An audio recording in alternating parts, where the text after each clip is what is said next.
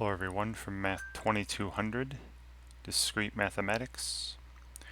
Professor Wenson here again with a video on your ZyBooks Section 9.2, Modular Arithmetic. Alright. So you saw in Section 9.1 that mod operation, which is about finding the remainder when dividing one integer by another. This section is all about addition and multiplication involving those remainders. So here, alright. So if we select an integer, say m greater than 1, then mod m can be seen as a function that takes a single integer x as input and outputs x mod m, resulting in a number from 0 to m minus 1. Again, hopefully you recall this from section 9.1. When you do mod m or div m, the remainder, the mod, right, mod m needs to be some number from 0 to m minus 1. So for example, if m were 5, the mod 5 operation maps 12 to 2. Right, remember 12 mod 5 would be 2. Right, because again, it's just the remainder when you divide by 5. Right, when I divide 12 by 5, the remainder would be 2. Right, it's 5 times 2 plus 2. Negative 11, you do 5 times negative 3 for negative 15, then plus 4. Right, so negative 11 mod 5 would be 4. Remember, the remainder has to be from 0 to 4 if you're doing mod 5. So, given the set, 0, 1, 2, 3, 4, we can define addition and multiplication on the elements in this set in the usual way, except that the mod 5 function is applied afterwards to ensure that the result will again be from 0 to 4. So for example, adding 2 and 4 would result in 1, right? Because 2 plus 4 is 6, and 6 mod 5 is 1, right? The remainder when you divide 6 by 5 is 1. And in a similar fashion, multiplying, say 3 by 4 would return 2. But, since 3 by 4 is 12, and, doing that mod 5 would give me 2, right? So the operation defined by adding two numbers and applying mod m to the result is called addition mod m. And same thing for multiplication. You have multiplication mod m. So the set from 0 to m minus 1, along with addition and multiplication mod m, defines a closed, remember closed means you take any two elements, add them together, or multiply them together, you get another element in the set. Defines a closed mathematical system with m elements called a ring. Now, we're not going to go into all the properties of a ring. You can look it up if you wish, but you don't have to really remember the fact that this is a ring. So the ring, from 0 to m minus 1 with addition and multiplication mod m is denoted by this z with it's like the symbol for the integers, but with a subscript of m.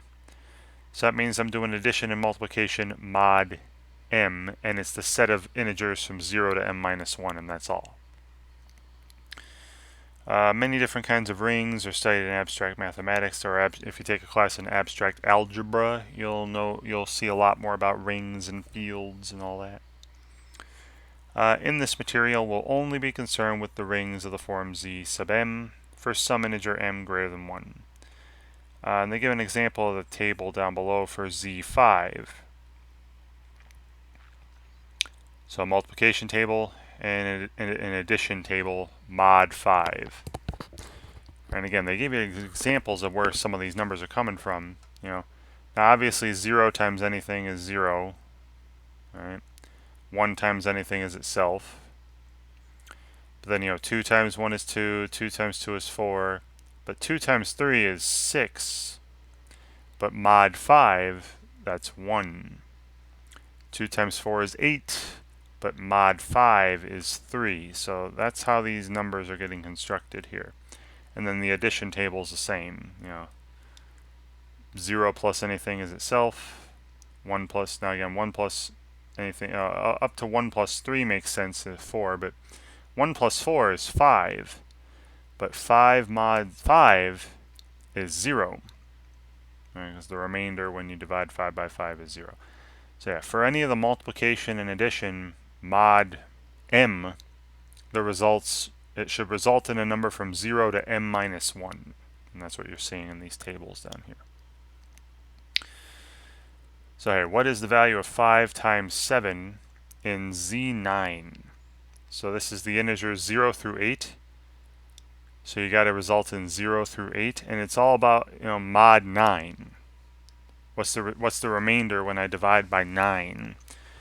Now 5 times 7 is 35, and when you divide by 9, 9 times 3 is 27, plus 8 would give me 35. So the 5 times 7 would be 8 mod 9. What is the value of 6 plus 8 in Z4? So this is numbers 0 through 3. Your final, your result should be 0 to 3. Now 6 plus 8 is 14, but then you're going mod 4. What's the remainder when I divide 14 by 4? And again, the remainder's got to be a number from 0 to 3. Well, 12 is 4 times 3, and then plus 2 would be 14. So 6 plus 8 is 2 mod 4. And finally here, what is the value of 4 times 9 in Z6? Now Z6 has values 0 through 5, and you're doing things mod 6. Now 4 times 9 is 36, which mod 6 would be 0, because 36 is a multiple of 6. There's no remainder, so 0. Again, hopefully that's pretty easy. Hopefully that makes sense. You're just working with remainders from 0 to m minus 1, whatever those numbers are, when you do division by m. All right, I'll let you read these applications. They come up here and never come up again, so read about hash functions. You can read about pseudo-random number generators. Be my guest, please. All right. Next part of this section is on congruence, mod m.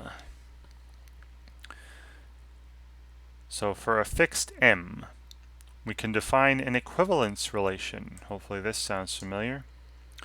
Remember, an equivalence relation is something that is reflexive, symmetric, and transitive.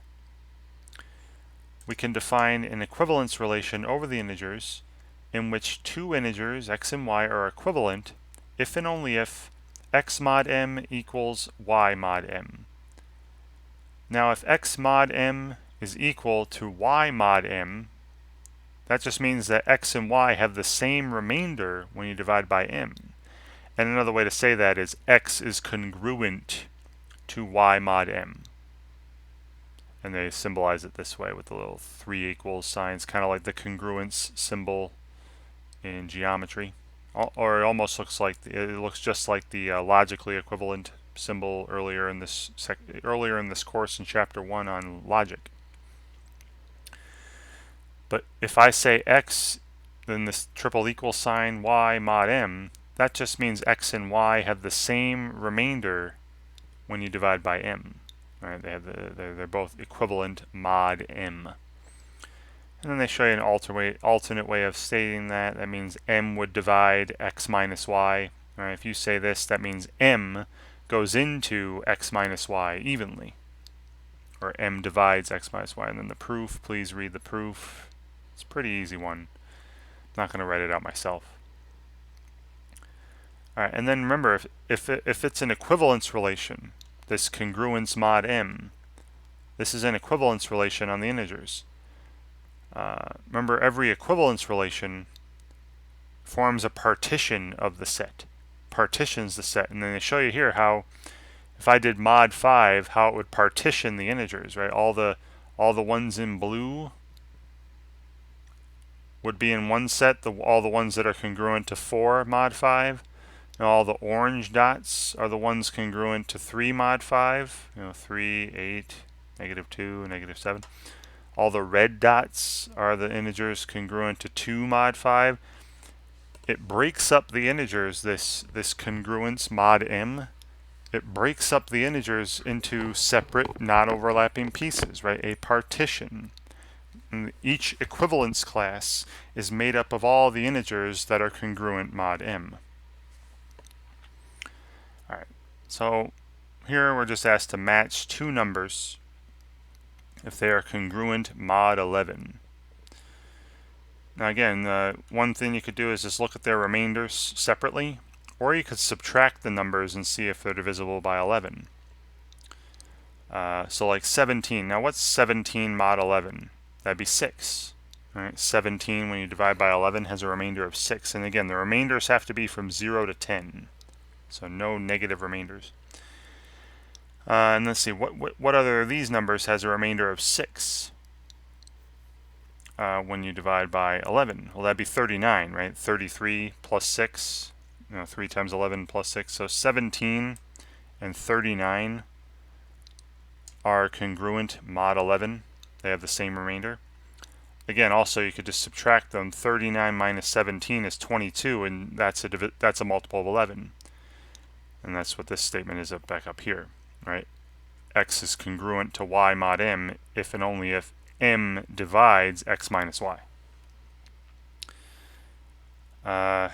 So here's another one. Now 88 and 0, obviously, because 88 minus 0 would be 88, which is definitely a multiple of 11. 60 minus 5 is 55, which is a multiple of 11. So 60 and 5 both have the same remainder when you divide by 11. And then 25 minus -8 would be 33, which is a multiple of 11. So those are congruent mod 11. So again, pretty easy, I feel, to determine which numbers have the same remainders when you divide by 11. All right. Now, arithmetic expressions. All right. Here we're going to be adding and multiplying. And again, pretty simple. You're just reducing things down to numbers from 0 to m minus 1. All right. So what, you can read through this and stuff, but what you're going to see here is that, all right, so if m is an integer larger than 1 and x and y are integers, then x mod m plus y mod m, all right, the equivalence class for that, is the same as the equivalence class for x plus y. So if you take the remainder of x plus the remainder of y, it's going to give you the same as the remainder of x plus y if you were to add x plus y first and then take the remainder. Same thing for multiplication. X mod m times y mod m. If you did the remainders first and then multiplied them and did mod m, you get the same remainder that you would have gotten if you multiplied x and y first and then did mod m. And again, you can read through the proofs. I'm not going to go over the proofs. Just read through them. Hopefully they make sense. And if they don't, you can ask me questions about them or whatever. But so let me go through this example here. Now I'm going to do this myself on some paper, and you can play the animation on your own if you wish. So you're asked to figure out what's the value of this expression here, mod 7. All right.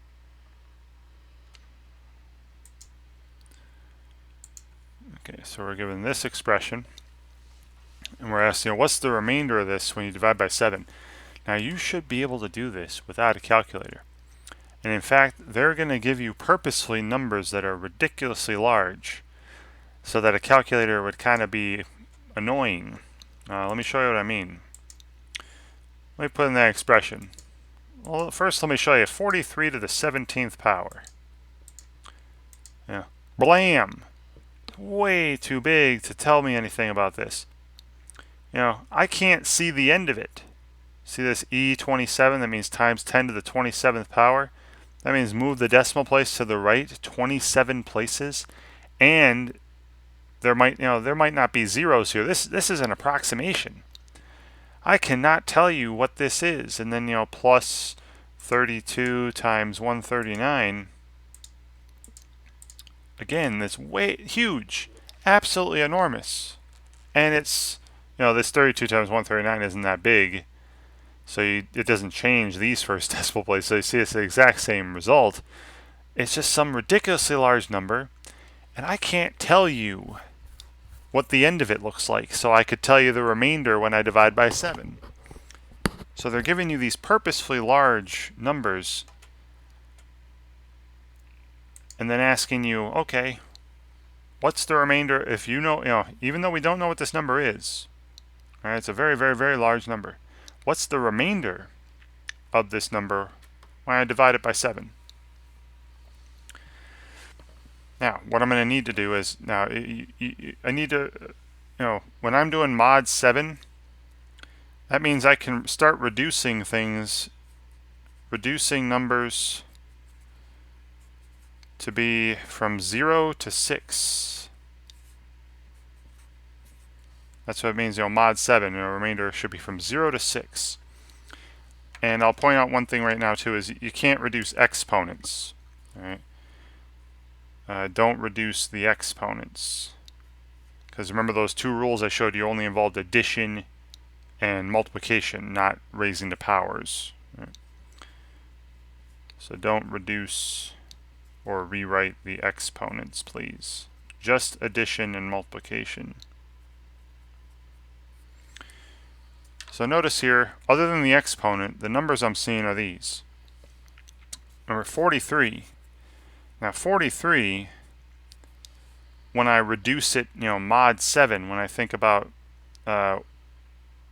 mod 7, 43, when I divide it by 7, 7 goes into 42 evenly with 1 left over. So 43 is congruent to 1 mod 7. And again, you can check this by just subtracting these. 43 minus 1 is 42, and 42 is a multiple of 7.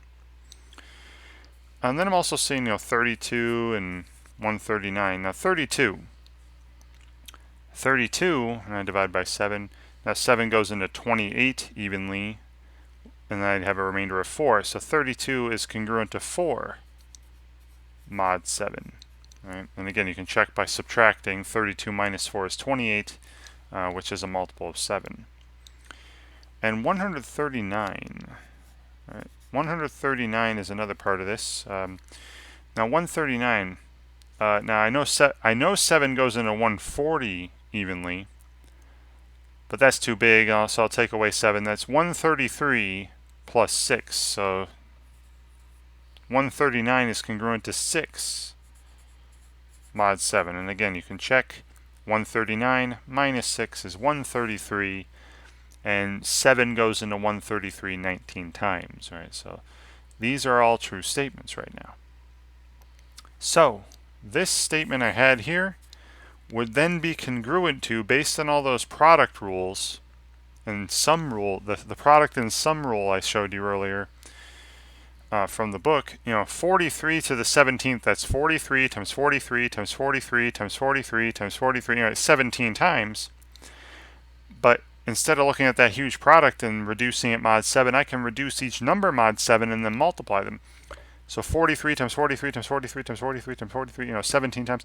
Each one of those is congruent to 1 mod 17. So that's congruent to 1 to the 17th power.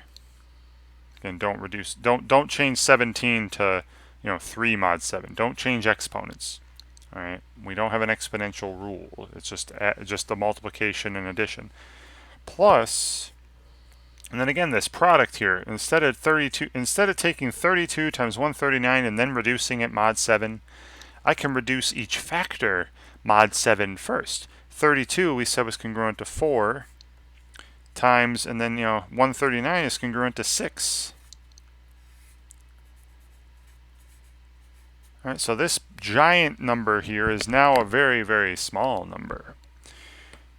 And we know that this is 1 plus 24, that's 25.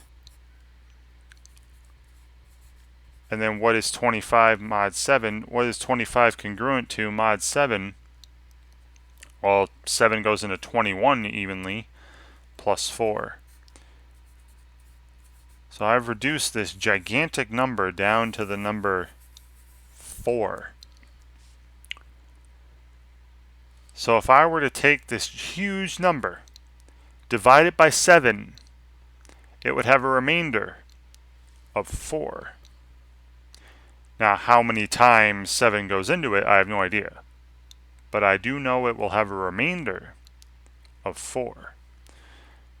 So that's the whole point of these rules here, right? This sum and product rule is so that we could take very large numbers, and if we're doing things mod 7, mod 8, mod whatever, we can reduce large numbers with that modulo. All right, see how I got down to 4.